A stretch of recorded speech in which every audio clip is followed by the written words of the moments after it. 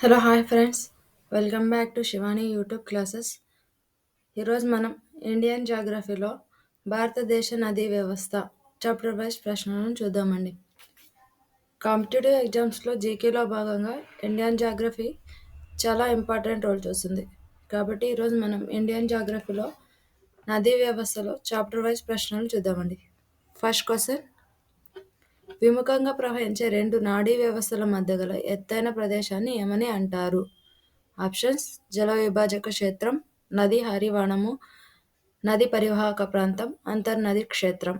Answer is జల విభాజక క్షేత్రం.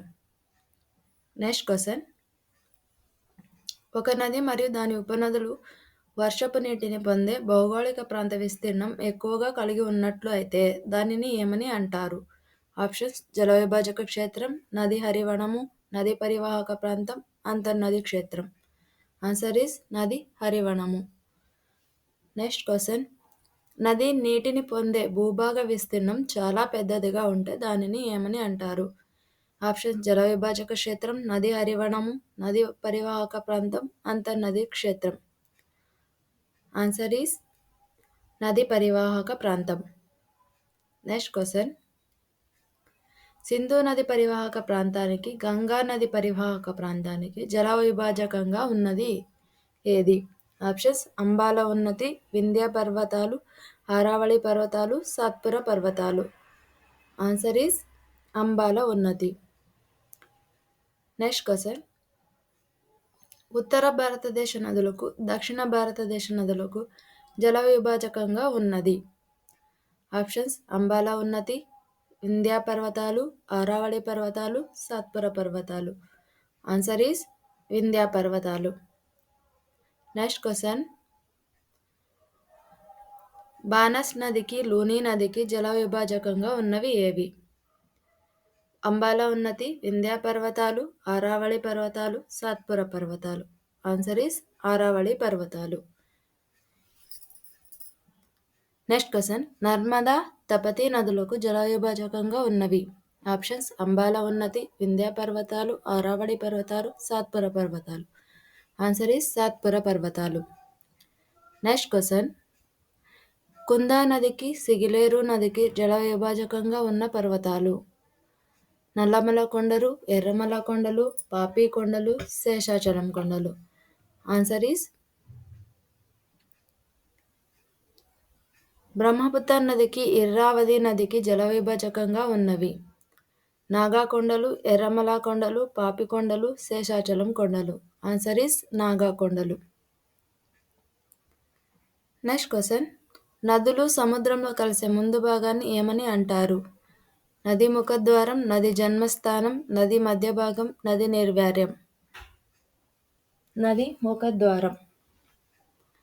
Next question: ఉద్భవరీత్యా భారతదేశంలో నదులను ఎన్ని రకాలుగా విభజించవచ్చు? Options: 4, 5, 6, 3. Answer is 4. Next question: అంతర్భూభాగ నదికి ఉదాహరణ? గంగా నది, లూని నది, గోదావరి, యమున. ఆన్సర్ ఈస్ లూని నది. నెక్స్ట్ క్వశ్చన్: పరస్తనీయ నదీ వ్యవస్థకి ఉదాహరణ? ఆప్షన్స్: గంగా నది, యమునా నది, సింధు నది, లూని నది. ఆన్సర్ ఈస్ సింధు నది.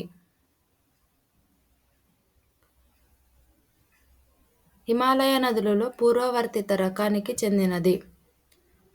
సింధు నది, సట్లెజ్ నది, బ్రహ్మపుత్ర నది, గంగా నది. ఆన్సర్ ఈస్ గంగా నది. నెక్స్ట్ క్వశ్చన్: సింధు నదికి సంబంధించి సరైనది ఏది?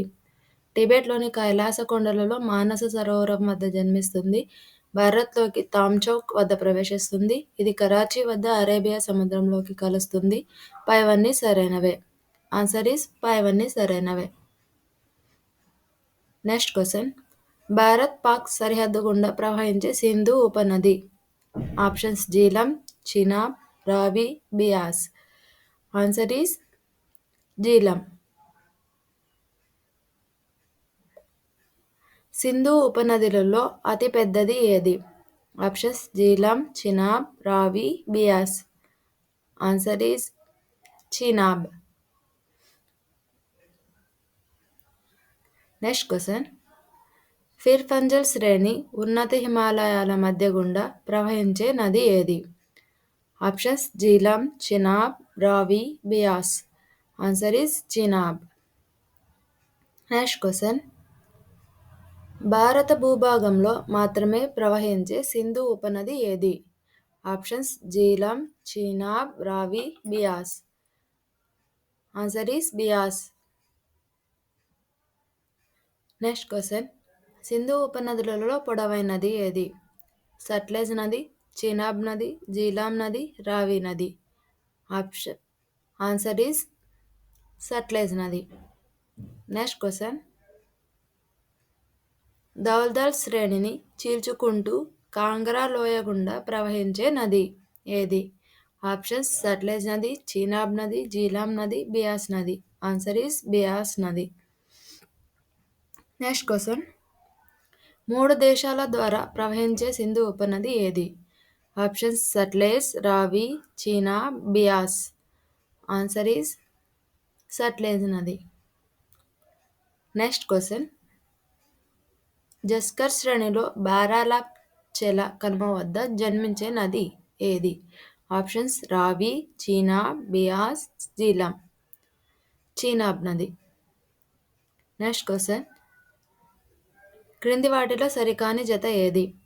జీలం హైడాస్పస్, చీనాబ్ అసికిని, బియాస్ విపాస, రావి శత్రుది. ఆన్సర్ ఈస్ రావి శత్రుది సరికాని జత. Next question. సింధు నది కుడివైపు ఉపనది కానిది ఏది? Options Shigar, Gilgit, Dras, Jhelum. Answer is Jhelum. Video నచ్చినట్లయితే లైక్ చేయండి, షేర్ చేయండి.